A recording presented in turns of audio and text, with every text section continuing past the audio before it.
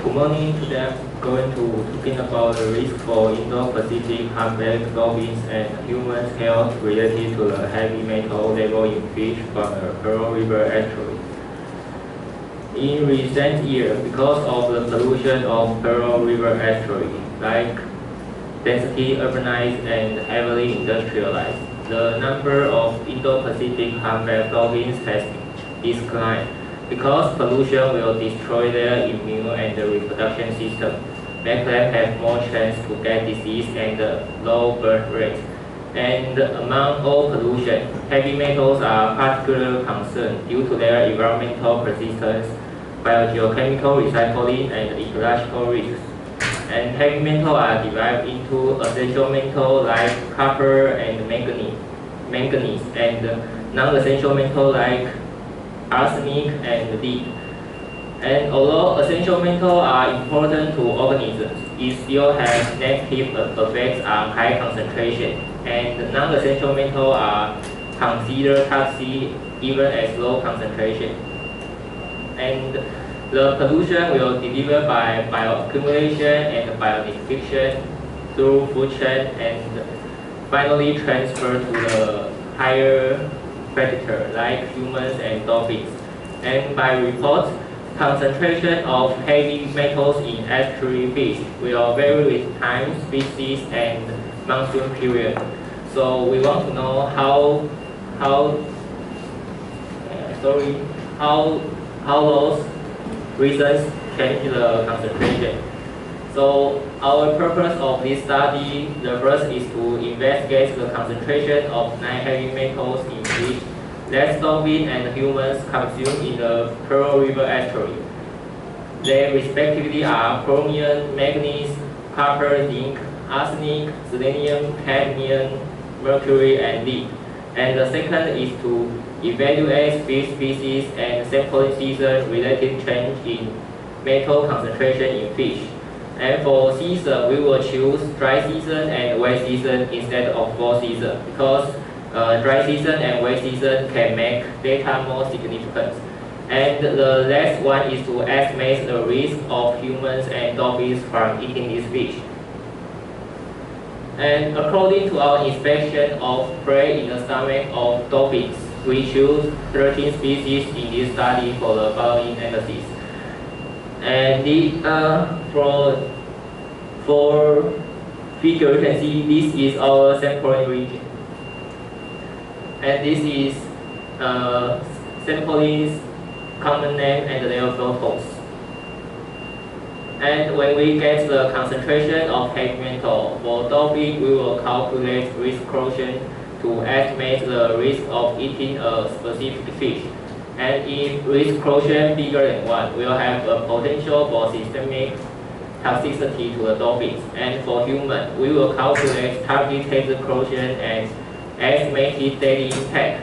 Higher target hazard quotient will cause higher probability of experiencing long-term non-carcinogenic effects. And if estimated daily intake divided by acceptable daily intake bigger than 1, will also cause non-carcinogenic effects.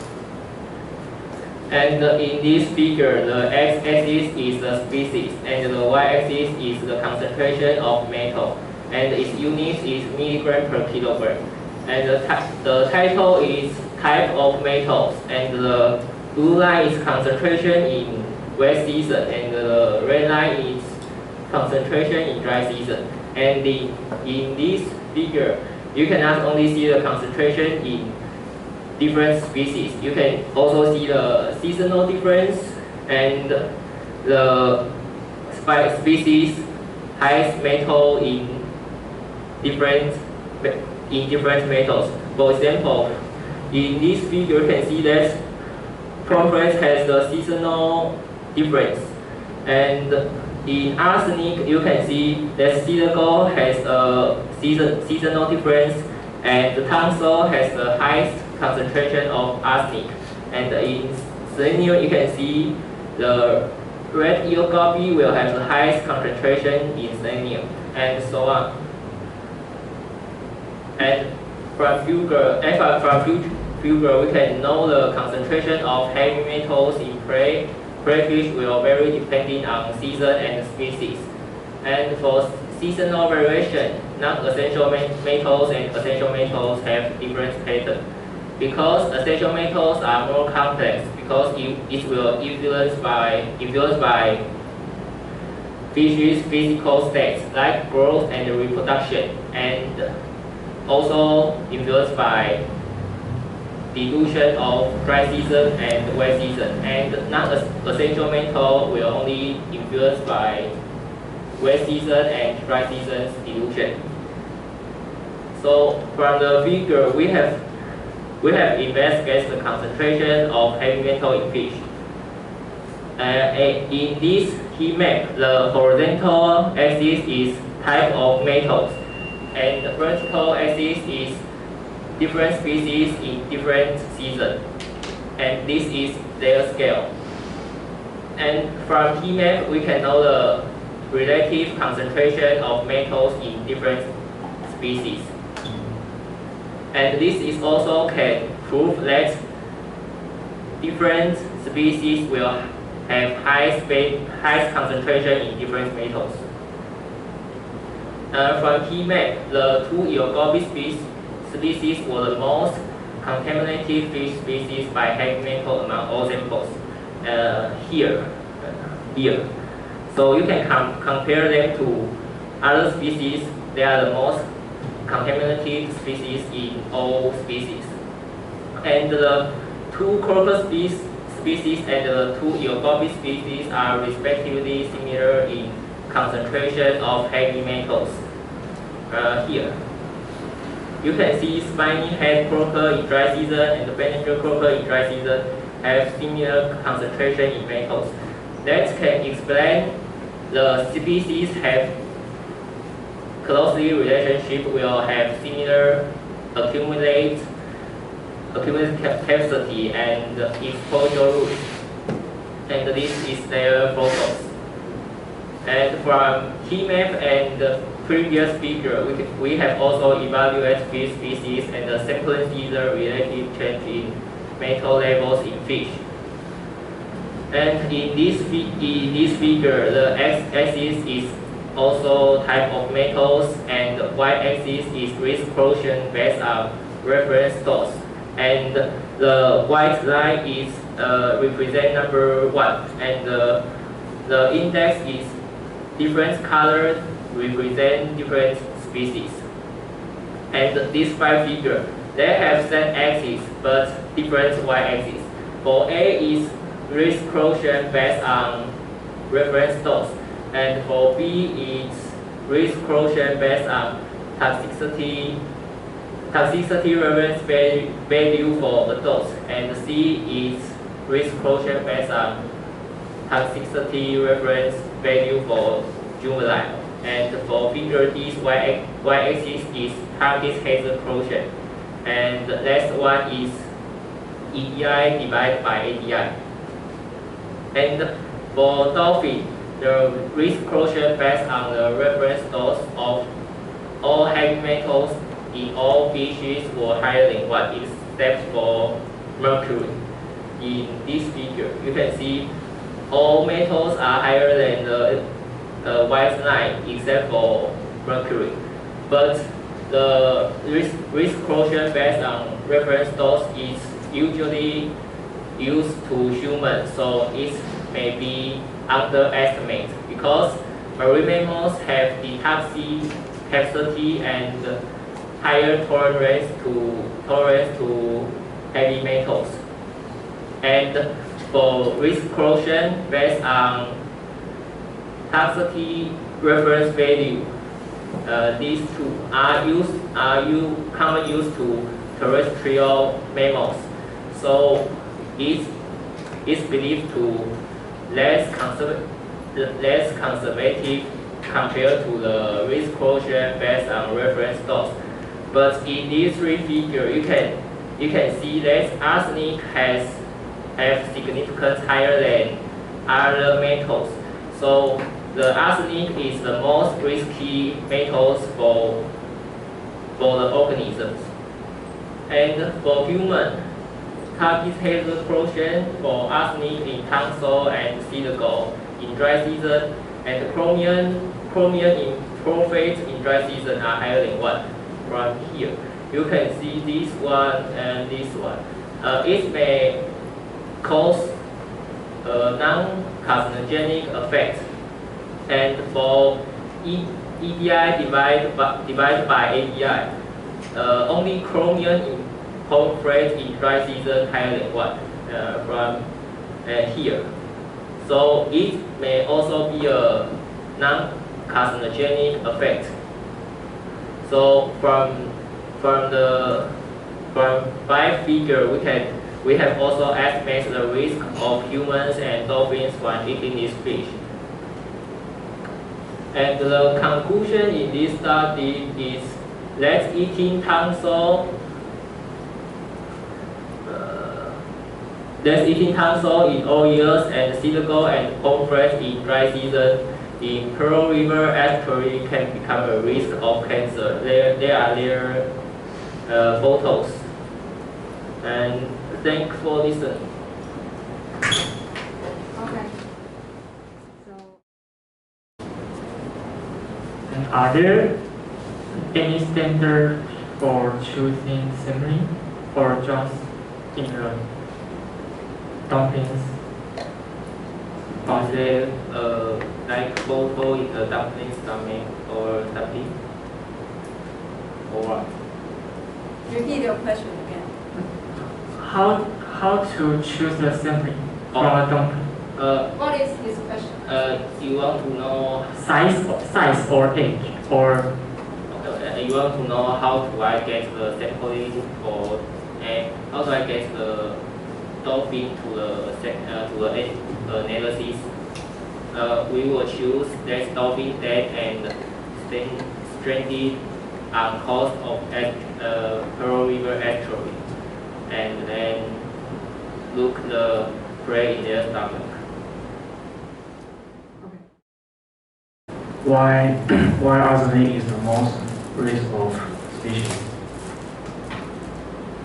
You say why the arsenic is the most risky heavy metals? Yes. Two species. Because it is a non-essential metal, and as we say, non-essential metal just have a little concentration and will have a toxicity to the species. And but I don't know why in Pearl River Estuary the arsenic will have high concentration.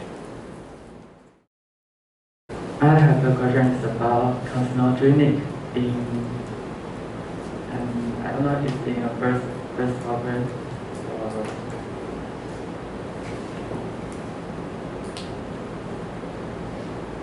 I just only want to know what is carcinogenic is mean. What is his question? You want to know what it means? What is his question? You want to know the can you repeat again? The word carcinogenic. Carcinogenic. Yeah. Okay. The carcinogenic is like immune system and maybe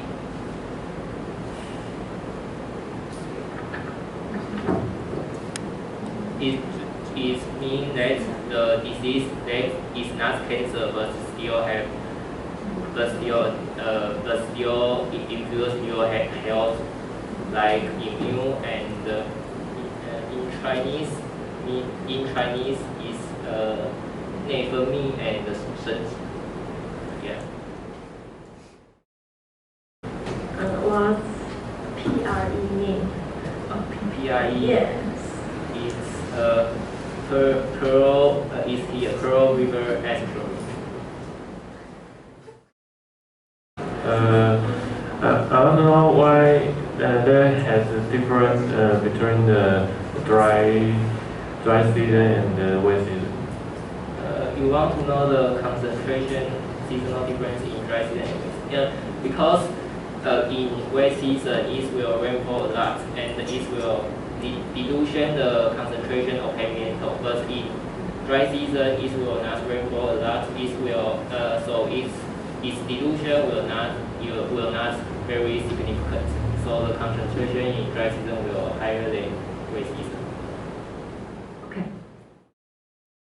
Okay, so let's talk about the good part of this talk. Yeah, his text font is large enough for me to read at the back of this classroom, and he had some self-made figures. These figures were made by himself for you to see the dry season and wet season data, the difference clearly. And he also from time to time, because at least for me, I'm not a biologist, so these fish names has no meaning to me.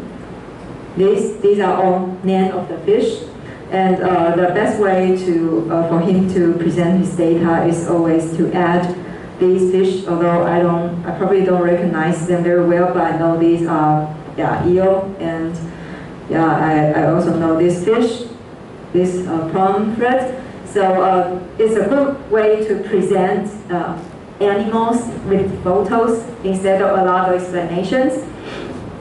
Okay, and he also presented fluently, looking at the audience from time to time.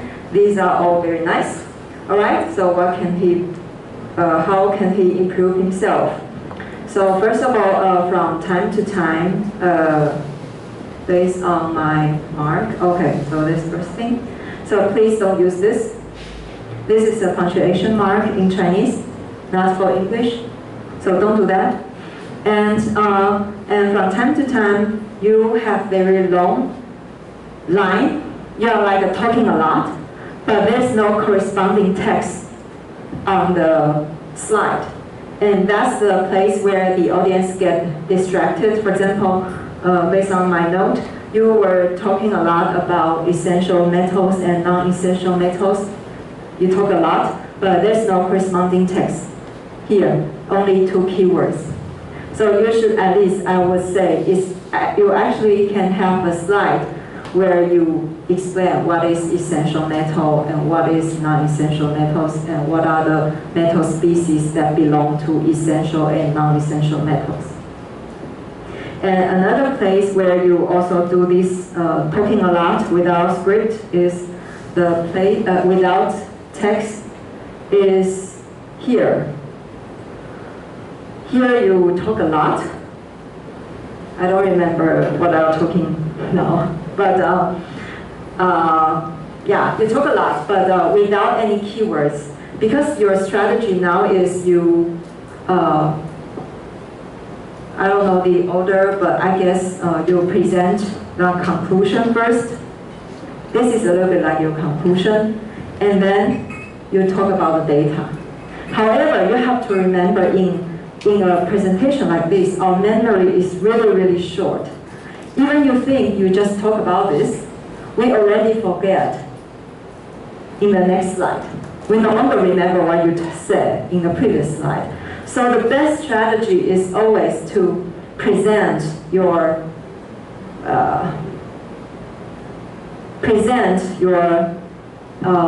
data.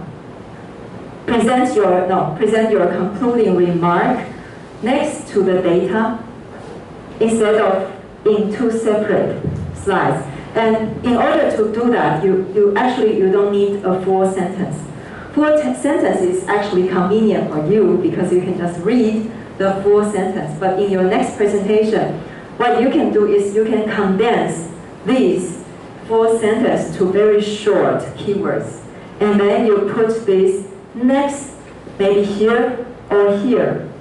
And you can add a mark, because you were like pointing around, but I was standing there. I found it a little bit difficult to see your pointer. So you can actually point, okay, this guy is this one. Use an arrow to link these, and then print your short concluding sentence directly on the slide. That would be a better way to link your conclusion to your data.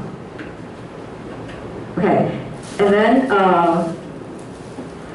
then regarding these figures, this paper is an example where you have these difficult, okay. These are actually extremely unfriendly to the audience, like this index and that index with a lot of abbreviation we don't remember at all.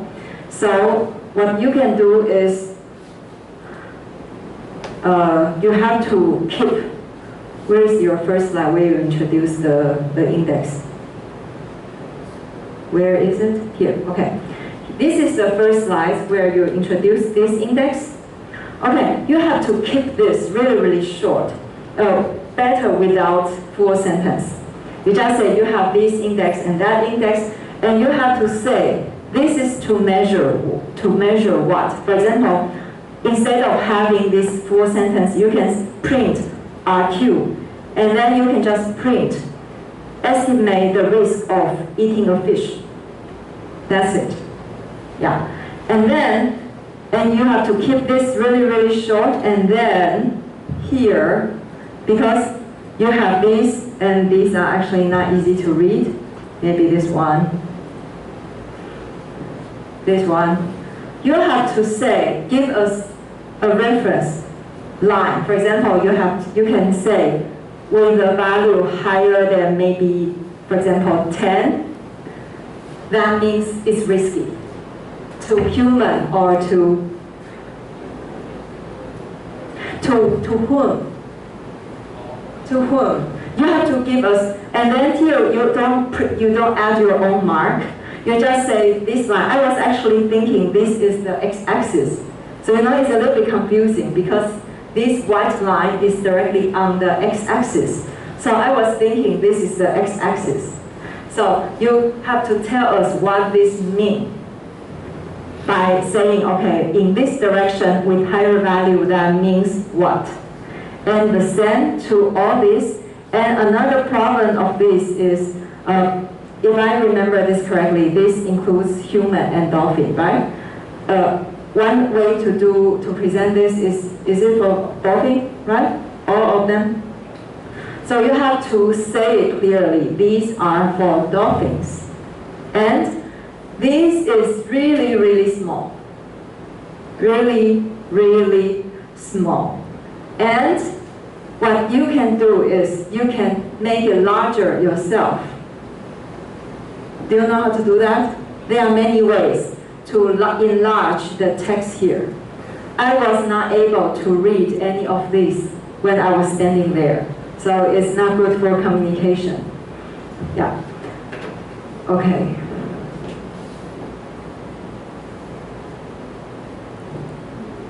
Okay, and then referring to the question from the audience, you have to explain difficult terms like a carcinogenic. And then when you were explaining this one, the seasons. Okay, I don't see, where is it? Different seasons. Here. You were also again saying a lot here. You have a lot of things to say, but I don't know the key points because you were just talking a lot. So you have to print your keywords, and then like Reynold's question, he asked why there's difference between wet and dry season. I don't remember you talk about this during your presentation. So that's something you should emphasize because that's actually a point in this paper. Okay, so thank you, Jyun Ren.